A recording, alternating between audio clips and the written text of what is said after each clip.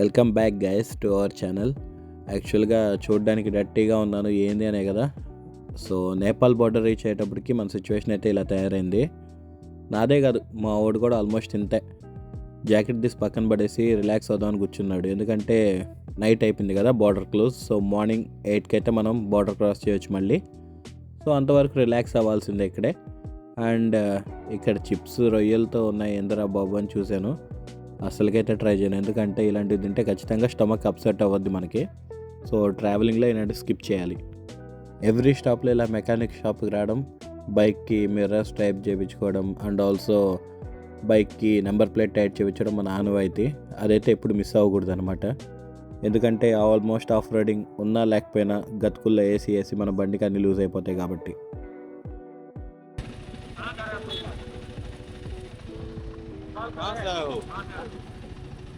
Sir मैं आंध्र प्रदेश से आ रहा हूँ। आंध्र प्रदेश। हाँ ये राइट साइड जाना है उधर। हाँ वो लेके जा रहा सर, एक्चुअली उसके पीछे जा रहा हूँ।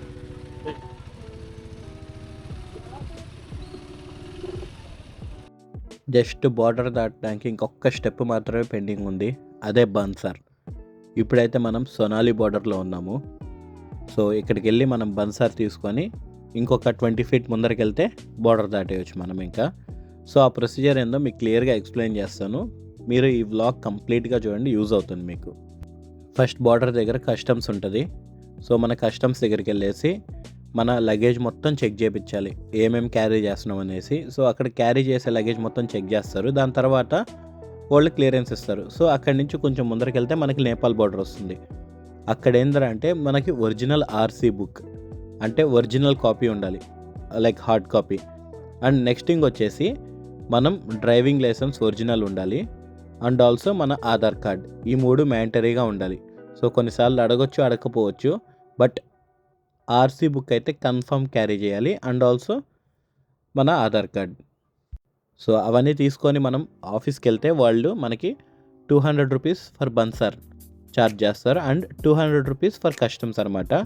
లాస్ట్ ఇయర్ వచ్చినప్పుడు కొంచెం తక్కువ ఉంది, ఈ ఇయర్ కొంచెం ఎక్కువ తీసుకున్నారు. సో టోటల్లీ 400 రూపీస్ మన దగ్గర ఛార్జ్ చేస్తారు. ఒకవేళ మనకి అక్కడ వెళ్ళి మన భాష అర్థం కాలేదంటే అక్కడ ఏజెంట్స్ ఉంటారు, వాళ్ళకి ఇచ్చినా కానీ ఒక 1000 రూపీస్ ఎక్స్ట్రా తీసుకుంటారు అంతే. हाँ हाँ कहाँ से आ रहे आंध्र प्रदेश। हो? हाँ ओके थैंक यू। ओके। ఇలాంటి కన్వర్జేషన్స్ మనకి బూస్టప్ లాగా అనమాట. సో కన్వర్జేషన్స్ బిల్డ్ చేయండి, మీకు కూడా ఒక టైప్ ఆఫ్ బూస్ట్ దొరుకుతుంది. సో ఇప్పుడైతే నేను కొంచెం ముందరికి వెళ్తాను అనమాట. ఇది ఇండియన్ చెక్ పోస్ట్. ఇది దాటగానే మనకి నేపాల్ చెక్ పోస్ట్ వస్తుంది. సో ముందరికి వెళ్తే మనకి ఆఫీసులు ఉంటాయి అనమాట వరుసగా. వాళ్ళ దగ్గరికి వెళ్ళేసి మనం కావాలంటే అప్లై చేయొచ్చు. ఆ ముందరే సిమ్ కూడా దొరుకుతుంది, నేపాలీ సిమ్స్. సో అవి తీసుకోవాలంటే మనం 300 రూపీస్ పే చేస్తే సరిపోతుంది. లేదు మనకి ఎక్కువ డేటా కావాలండి అనుకుంటే ఇంకొంచెం ఎక్స్ట్రా పే చేసి తీసుకోవచ్చు. బట్ కొంతమందికి పోస్ట్ పెయిడ్ ఉంటుంది, అదైతే మనకి ఖచ్చితంగా ఇక్కడ కూడా యూజ్ అవుతుంది. ఎక్స్ట్రా అమౌంట్ పే చేసుకొని ఇంటర్నేషనల్ సర్వీసెస్ యాక్టివేట్ చేసుకోవచ్చు. అండ్ మోర్ ఓవర్ ఒకవేళ మీకు కానీ అర్థం కాకపోతే ఏజెంట్ కూడా యూజ్ చేసుకోవచ్చు, ఇక్కడ ఏజెంట్స్ ఉంటారు. సో మన బన్సార్ అయితే వచ్చేసింది జస్ట్ ఒక 1.5 hourలో. ఇప్పుడు బన్సార్ తీసుకొని అయితే మనం స్టార్ట్ అవ్వబోతున్నాం. ముందర కూడా చెక్ పోస్ట్ ఉంటాయి. సో బన్సార్ని ముందరే క్యారీ అంటే ఈజీ టు టేకన్ లాగా క్యారీ చేసుకోవడం బెటర్. నా ముందర ఉంది కదా, అదే ఇమిగ్రేషన్ ఆఫీస్. ఇక్కడే చెక్ పోస్ట్లో చెక్ చేస్తారు. అండ్ ఆల్సో ఇక్కడ నుంచి స్ట్రైట్గా వెళ్తే మనం నేపాల్ బార్డర్ క్రాస్ చేసినట్టే. ఇంకా దీని తర్వాత ఇంకే పర్మిట్స్ అవసరం లేదు. ఇంకా మనం ఒకవేళ అన్నపూర్ణ అండ్ ఆల్సో మస్టాంగా వెళ్ళాలంటే అవి సపరేట్ పర్మిట్స్. అక్కడికి నేను వెళ్తున్నాను, ఆ పర్మిట్స్ కూడా మీకు చూపిస్తాను, ఈజీగా ఉంటుంది మీకు. సో చాలామంది వ్లాగర్స్ కన్ఫ్యూజ్ కూడా చేసేసారు, అంతంత అయితే ఛార్జ్ చేయరు. సో ఈజీగా ఉంటుంది, మీకు ఎక్స్ప్లెయిన్ చేస్తాను నెక్స్ట్ వ్లాగ్స్లో కూడా. అండ్ ప్రజెంట్ అయితే మనం నేపాల్ బార్డర్ క్రాస్ చేసాము. ఇక్కడ నుంచి మొత్తం అంతా సిటీ, నేపాల్ సిటీ. సో మన ఇండియన్ సిమ్స్ కూడా వర్క్ అవ్వు, in case of international roaming ఉంటే వర్క్ అవుతుంది. సో అది మైండ్లో పెట్టుకొని మనం ఖచ్చితంగా ముందరే ప్లాన్ చేసుకోవాలి, లేకపోతే ఇబ్బంది పడతాము. ఇప్పుడైతే టైం వచ్చేసి ఆల్మోస్ట్ 12 అవుతుంది. సో ఇక్కడి నుంచి మనము ఆల్మోస్ట్ ఒక 600 kilometers డ్రైవ్ చేయాలి. నేను ఫస్ట్ పోఖ్రాకి వెళ్ళి ఆ పోఖ్రాలో స్టే చేసి దాని తర్వాత మనం మస్టాంగ్ అండ్ రిమైనింగ్ ప్లేసెస్కి వెళ్దాం అనుకుంటున్నాను. సో ఇక్కడి నుంచి నేను వెళ్ళేటప్పటికి ఎంత దూరం వెళ్తామో తెలియదు కాబట్టి సో పోఖ్రాలో స్టాప్ అయిపోతాను నేను. లాస్ట్ ఇయర్ కంటే ఈ ఇయర్కి రోడ్స్ చాలా డిఫరెన్స్ వచ్చేసింది. లాస్ట్ ఇయర్ నేను వచ్చినప్పుడు అసలు రోడ్స్ సరిగ్గా లేవు, ఆల్మోస్ట్ అంతా లైక్ రోడ్ వర్క్ జరుగుతుంది. ప్రజెంట్ అయితే రోడ్స్ చాలా నీట్గా ఉన్నాయి, ఏ ప్రాబ్లము ఉండదు, నీట్గా హ్యాపీగా డ్రైవ్ చేసుకోవచ్చు. కనిపిస్తుంది కదా, సో అది నేపాల్ లైక్ చెక్ పోస్ట్ కాదు, అంటే నేపాల్కి రిప్రజెంట్ చేస్తూ ఒక ఆర్చ్ అనమాట. సో అది క్రాస్ చేస్తే ఇంకా నేపాల్లోకి ఎంటర్ అయిపోయినట్టే. ఇక్కడ ఒకసారి చెక్ చేస్తారు, సో వాళ్ళకైతే మన పర్మిట్స్ అవి కానీ చూపించేస్తే ఇంకా ముందరికి వెళ్ళిపోవచ్చు. మోస్ట్లీ కొన్నిసార్లు అడగరు, బట్ కొన్నిసార్లు చెక్ చేసుకుంటారు. సో మనం ఆ ముందర పెట్టుకొని ఇవ్వడం ఈజీగా ఉంటుంది. సో చిన్న బ్యాగ్ మెయింటైన్ చేస్తూ ఇలాగా ఇచ్చేద్దాము, ప్రాబ్లం ఉండదు. అండ్ బన్సార్ చాలా జాగ్రత్తగా క్యారీ చేయండి, అది కానీ మిస్ అయింది అంటే చాలా హెడేక్ అది. సో మళ్ళీ మనం ఇమిగ్రేషన్ ఆఫీస్కి వెళ్ళాల్సి ఉంటుంది, ఫైన్స్ కట్టాల్సి ఉంటుంది. అవన్నీ మిస్ అవ్వకూడదు అంటే సేఫ్గా క్యారీ చేయండి. అండ్ మోర్ ఓవర్ మనం బార్డర్ నుంచి ఎప్పుడైనా స్టార్ట్ అయ్యేటప్పుడు ఎర్లీగా స్టార్ట్ అవ్వాలి. ఎందుకంటే మనం ఎర్లీగా స్టార్ట్ అయ్యామనుకోండి చాలా ఈజీగా ఉంటుంది. ఎప్పుడైనా మెయిన్ సిటీని మెయిన్ పాయింట్గా పెట్టుకోండి, like Pokhara. In case of ఇంకో బార్డర్ నుంచి లైక్ రక్సోల్ బార్డర్ నుంచి వస్తున్నామంటే కాఠ్మండు. ఈ టూ కొంచెం పెద్ద సిటీస్ అనమాట. సో ఈ రెండు ప్లేసెస్లోకి వెళ్ళి రెస్ట్ తీసుకొని ఇంకా ఏ డెస్టినేషన్కి వెళ్దాం అనుకుంటున్నామో ఆ డెస్టినేషన్కి ఈజీగా వెళ్ళడానికి ప్లాన్ చేసుకోవచ్చు. అండ్ బైక్ సర్వీస్ విషయానికి వస్తే ఇక్కడ నెంబర్ ఆఫ్ సర్వీస్ సెంటర్స్ ఉంటాయి ప్రతి బైక్కి. లైక్ BMW అయినా కానీ, KTM అయినా కానీ, Royal Enfield and Triumph and etcetera, ఏ స్పోర్ట్స్ బైక్ అయినా కానీ, లైక్ డుకాటికి కూడా సర్వీస్ అవైలబుల్ ఉంటుంది. సర్వీస్ గురించి అయితే ఏం వరీ అవ్వలేదు, ఎందుకంటే మోస్ట్లీ నేపాల్లో ఉండేవాళ్ళు ట్రావెలర్స్ చాలామంది ఉంటారు. వాళ్ళు కూడా మిమ్మల్ని చాలా బాగా ఈజీగా గైడ్ చేస్తారు. నా ముందర సీనరీ చూసారా ఎలా ఉందో, మొత్తం కంప్లీట్గా మారిపోయింది అసలుకి. బ్లూ స్కై, ఎంత చల్లగా ఉందో అసలుకి. చల్లదనానికి నా చేతులు అయితే ఫ్రీజ్ అయిపోతున్నాయి. బట్ నాకు గ్లౌజులు వేసుకునే హ్యాబిట్ లేదు, నా స్వెటింగ్ అవుతాయి నా హ్యాండ్స్ అని చెప్పి. సో నేను హ్యాబిట్యుయేట్ అయిపోయాను. అండ్ చాలా రోజుల తర్వాత మళ్ళీ ఇలాంటి హిల్ ఏరియాస్లోకి ఎంటర్ అవుతున్నాను. నాకు లదాఖ్ మెమరీస్ అన్నీ ఒక్కసారిగా రిమైండ్ అవుతూ ఉన్నాయన్నమాట. చాలా హ్యాపీ అనిపిస్తుంది ఇవన్నీ రిమైండ్ చేసుకోవడం కూడా. నేను నా చైల్డ్హుడ్లో చాలామంది, చైల్డ్హుడ్ అంటే మరీ చైల్డ్హుడ్ కాదు, సో మైట్ బి అరౌండ్ నా 15 ఏజ్ అప్పుడు, 16 ఏజ్ అప్పుడు చాలామంది వ్లాగర్స్ వాళ్ళ వ్లాగ్స్ చూసి, లైక్ యూట్యూబ్ ఛానల్స్లో వాటిల్లో చాలామంది బైక్ రైడ్స్ గురించి చూస్తూ ఉంటే చాలా ఇంట్రెస్టింగ్ అనిపించేది. మనం ఎప్పుడు చేస్తాం అలాగా అని. ఇప్పుడు నాకుండే ఫాలోవర్స్లో ఎవరో ఒకరో ఇద్దరైనా అనుకోవచ్చు. సో వాళ్ళకి నేను చెప్పేది ఒకటే మాట, ఎప్పుడు మీరు చూస్తూ ఉండిపోకండి. నువ్వు ఎప్పుడు స్టార్ట్ చేయాలనిపిస్తే అప్పుడే స్టార్ట్ చేయడం మొదలుపెట్టు. ఖచ్చితంగా నీకంటూ ఒక రోజు వస్తుంది. నువ్వు అలా చూస్తూ ఎప్పుడు వెళ్దాం అనుకుంటే మాత్రం ఎప్పటికీ చేయలేవు. ఎప్పుడైతే నీ బైక్ ఆర్ సైకిల్ లేకపోతే ఏదో ఒకటి తీసుకొని స్టార్ట్ అవుతావు చూసావా, ఆ రోజు నీ రియల్ జర్నీ స్టార్ట్ అవుతుంది. ప్లానింగ్ చేసుకొని అది ఇది అనుకొని ఆగుతూ ఉన్నావు అనుకో, అలా ఆగిపోతావు. So let's begin your ride also.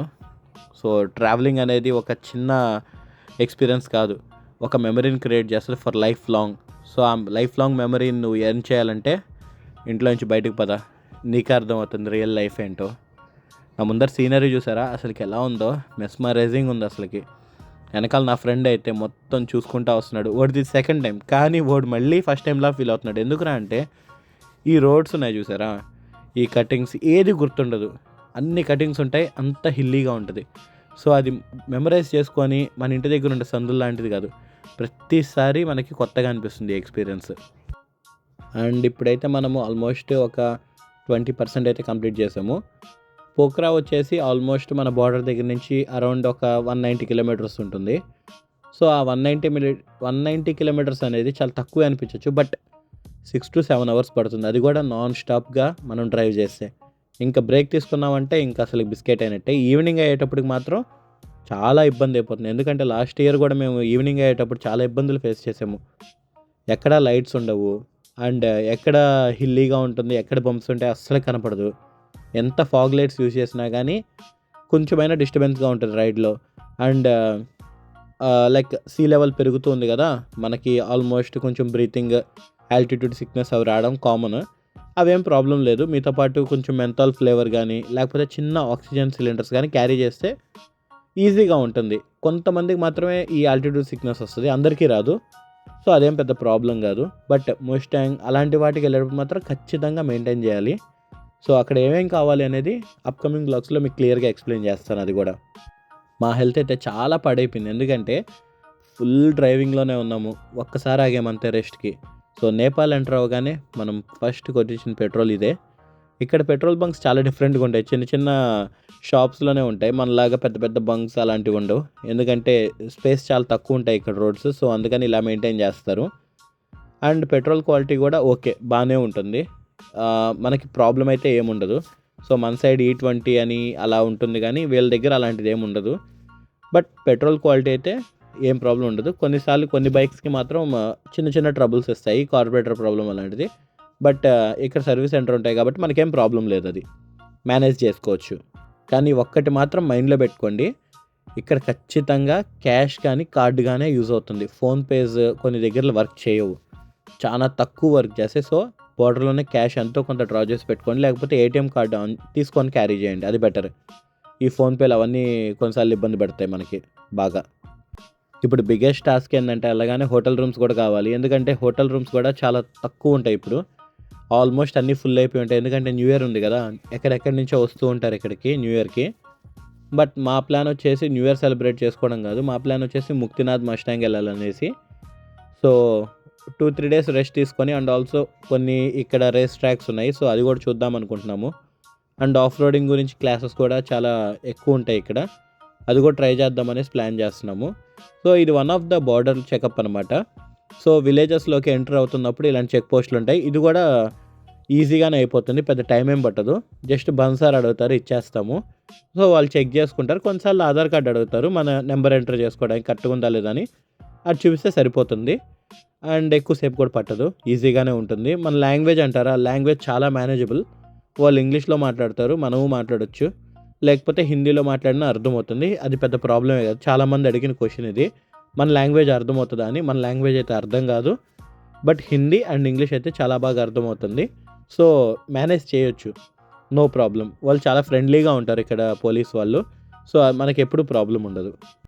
Hill ఏరియాస్లో వెళ్ళేటప్పుడు మాత్రం చాలా కాషియస్గా ఉండండి, ఎందుకంటే ఒక్కసారిగా హైవేస్ మీద నుంచి అలాగా హిల్ ఏరియాస్లోకి ఎంటర్ అవుతాం కదా, ఆపోజిట్లో వెహికల్స్ వస్తూ ఉంటాయి. కొంచెం సేఫ్గా చూసుకుంటూ ట్రావెల్ చేయాలి. అంటే మనకి ఒక్కసారిగా మీదకి వచ్చేసిన తర్వాత కటింగ్స్ కొట్టడానికి కూడా అవ్వదు ఇది, ఎందుకంటే చిన్న చిన్న రోడ్స్ ఉంటాయి. బేసిక్గా మీకు కెమెరాలో కొంచెం పెద్దది అనిపించవచ్చు, బట్ ఇది చాలా చిన్న రోడ్ ఇవి. అండ్ చాలా కాషియస్గా డ్రైవ్ చేయాలి. సో ఈవినింగ్ అయిపోతుంది, చాలా లైట్ ఫెయిల్యూర్ అవుతూ ఉంది చిన్న చిన్నగా. సో మోస్ట్లీ మేము కవర్ చేయడానికి ట్రై చేస్తున్నాము. ఆల్మోస్ట్ ఒక 8-9 కల్లా ఖచ్చితంగా రీచ్ అయిపోతాము. కొద్దిసేపు టీ కాగి మళ్ళీ బ్రేక్ తీసుకొని మళ్ళీ స్టార్ట్ అయిపోతాం. ఎందుకంటే రిలాక్సేషన్ లేకపోతే ఇలాంటి ఏరియాస్లో అస్సలు డ్రైవ్ చేయలేము కంటిన్యూస్గా. సో మేమైతే ఆల్మోస్ట్ వచ్చేసాము. నా కెమెరా మొత్తం ఫాగ్ అయిపోయింది, సో క్లీన్ చేసినా కొంచెం నీట్గా ఉందనిపిస్తుంది. సో కాఠ్మండూలో ఎంటర్ అయిపోయాము, అంటే అవుట్స్కట్స్లోకి. సో కాఠ్మండూలో ఏంటంటే మనకి సిటీ ఏరియాస్ చాలా బాగుంటాయి, లైక్ తామిళ్ అలాంటి ఏరియాల్లో. తామిళ్ ఏంటంటే కొంచెం హ్యాపెనింగ్ ప్లేస్ అనమాట. సో పబ్లిక్ ఎక్కువ తిరుగుతూ ఉంటారు, మనకి జనాలు కనిపిస్తూ ఉంటారు. అక్కడ తీసుకోవడం కొంచెం బెటర్. బట్ పార్టీస్ చేసుకునే వాళ్ళకి అలాంటి వాళ్ళకి కూడా బాగుంటుంది, ఎందుకంటే చెప్పాను కదా హ్యాపెనింగ్ ప్లేస్ అని. So you can try guys. నేనైతే తామిళ్లోనే తీసుకుంటాను, ఎందుకంటే మనకి ఎప్పుడు కావాలన్నా ఫుడ్ దొరుకుతుంది. అండ్ 24 అవర్స్ షాప్స్ ఓపెన్లో ఉంటాయి, తిరుగుతూ ఉండొచ్చు. మనకు బోర్ కొట్టినప్పుడల్లా కిందకు వస్తే జనాలు కనిపిస్తారు. సో అందుకని నేను ఆ ఏరియాలో తీసుకుంటాను. అండ్ రేట్స్ అంటారా, హోటల్స్ చాలా రీజనబుల్గా ఉంటాయి. మనకైతే ఆల్మోస్ట్ ఒక 2000 నుంచి 1000 రూపీస్ నుంచి కూడా ఉంటాయి. బట్ కొంచెం మినిమం పార్కింగ్ ఏరియా అన్నీ అవైలబుల్ కావాలి అనుకుంటే 2000 స్టార్ట్ అవుతాయి. నేనైతే ఒక హోటల్ బుక్ చేసుకున్నాను, తామిళ్ పార్క్ అని. సో అక్కడికి వెళ్ళేసి చూస్తాను ఎలా ఉంది సిచ్యువేషన్ ఏందనేసి. మోస్ట్లీ అయితే గూగుల్లో అయితే చాలా బాగుంది ఆ హోటల్. సో నేనైతే మెయిన్ నా పార్కింగ్ అనేది ఇంపార్టెన్స్ ఇస్తాను, ఎందుకంటే తెలియని ఏరియాలో పార్కింగ్ ఇస్ చాలా ఇంపార్టెంట్. ముందర చూశారు కదా ఎంత కోల్డ్గా ఉందంటే అంత కోల్డ్గా ఉంది, అసలుకి ఏమీ కనపడదు ఈ ఏరియాస్ దాటితే. ఇదంతా ఫుల్ ఆఫ్ రోడింగ్ కాబట్టి కొంచెం చిన్నగా వెళ్ళడం బెటర్. ఒక 50-60 కంటే ఎక్కువ వెళ్ళకపోతే ఇంకా బెటర్, ఎందుకంటే ఇక్కడ రోడ్స్ పక్కనే ఇల్లులు ఉంటాయి కదా, సడన్గా ఎవరైనా పరిగెత్తొచ్చు మన సైడ్. సో మెయిన్ సిటీలోకి ఎంటర్ అయ్యే వరకు కొంచెం స్లోగా వెళ్ళాలి, అది కాషియస్గా ఉంటే చాలా బెటర్. అండ్ గైస్, మీరైతే చాలా ప్లేసెస్ ట్రావెల్ చేసి ఉంటారు. సో నాకేమైనా ప్లేస్ సజెస్ట్ చేయాలి అనుకుంటే కామెంట్ చేయండి, నెక్స్ట్ టైం నేను కూడా విజిట్ చేయడానికి ట్రై చేస్తాను. సిటీ చూసారా ఎంత క్లాసీగా ఉందో, చాలా బాగుంది కదా. లైట్స్ అయితే నాకు తెలిసి నాకు కెమెరాలో కనపడదు, ఎందుకంటే నేను ఆటోలో పెట్టుకున్నాను కాబట్టి కొంచెం డిమ్గా కనిపిస్తుంది. అండ్ సిటీ అయితే ఆసమ్ ఉంటుంది గైస్. ఖచ్చితంగా లైఫ్లో ఒక్కసారి నేపాల్ విజిట్ చేయండి, అది కూడా బైక్ మీద విజిట్ చేయండి. చాలా బాగుంటుంది. హోటల్కి అయితే వచ్చేసాము, ఇంకైతే ఫుల్ రెస్ట్ తీసుకోవాలి. సో మీరు కూడా నా వీడియో చూసి ఎలా ఫీల్ అయ్యారో కామెంట్ చేయండి. And thank you so much for the love and support. See you guys in next vlog. Love you guys. By.